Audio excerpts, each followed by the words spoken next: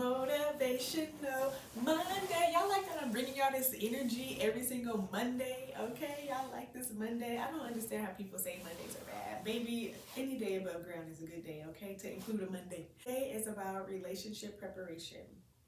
Let's talk about it. Let's talk about effective communication.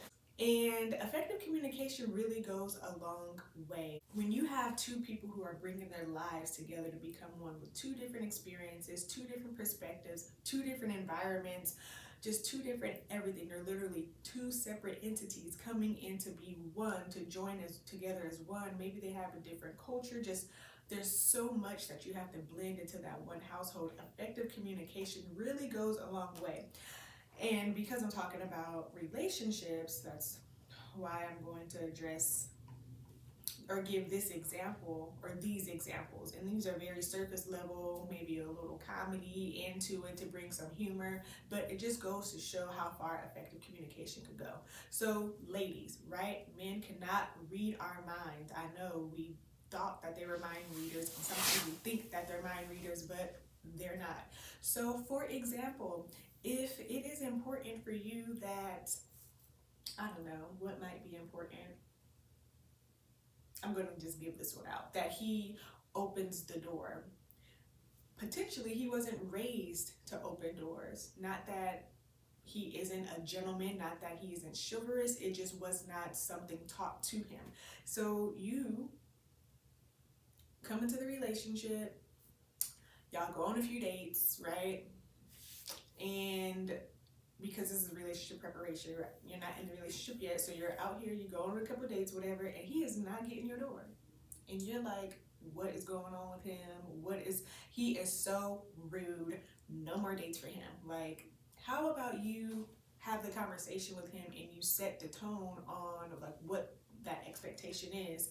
Like, hey, for me growing up, my father always got the door for me. It just made me feel like such a queen, princess, whatever the case may be. It's important to me that the man I'm with gets my door for me, because it shows blah blah blah blah, or it takes me back to those moments, blah blah blah blah. Now with that information, he can open your door moving forward, right?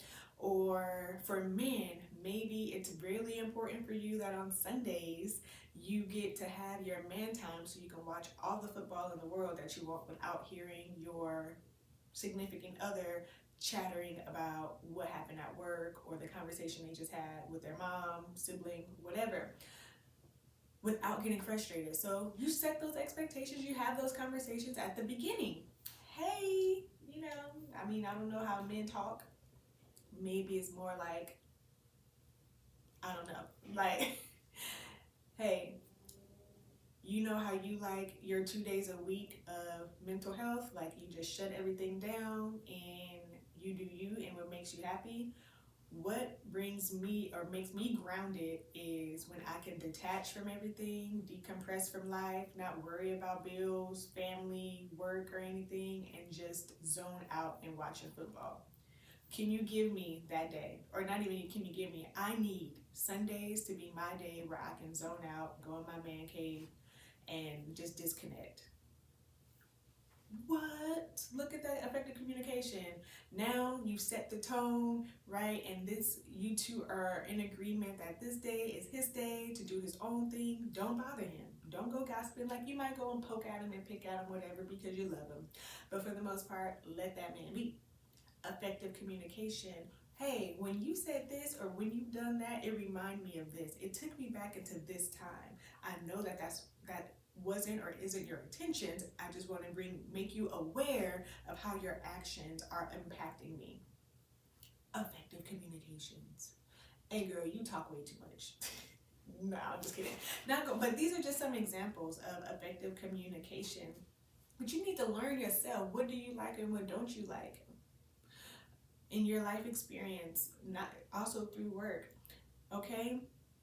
Like I was gonna say in relationships, but also just how you show up in the world, through your friendships, through past relationships, how you interact with your family. You should have a decent understanding of your likes, your dislikes, and make them practical, not something that is more of an irritant, like, oh, the way you're smacking Like, I know for me, when people eat with their mouth open, I'm like, oh my gosh.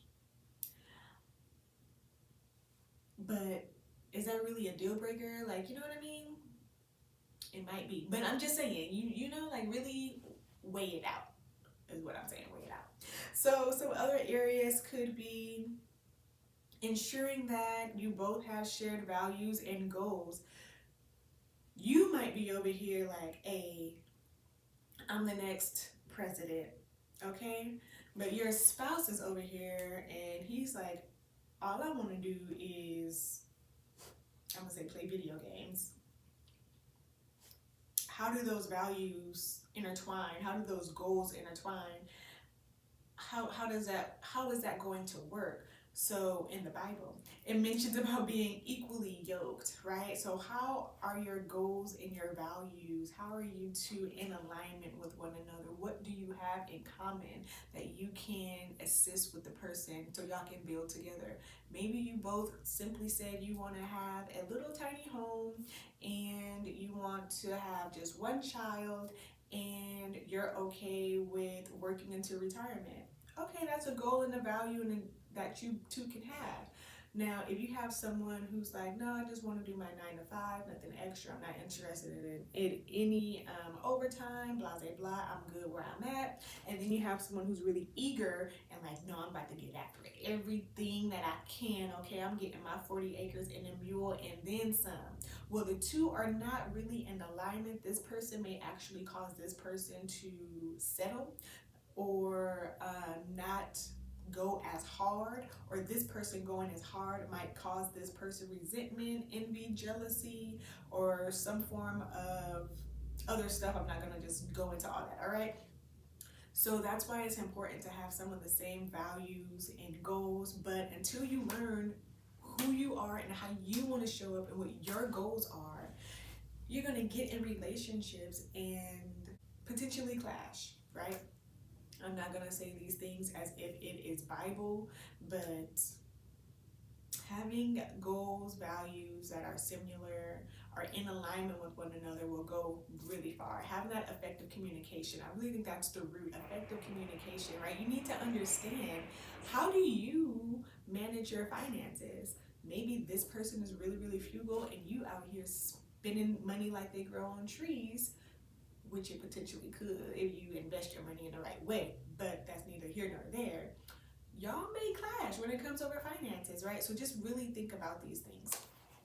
All right, y'all, there are some other tips that I have in the caption. And next Monday is our last Monday. That topic is on marriage preparation.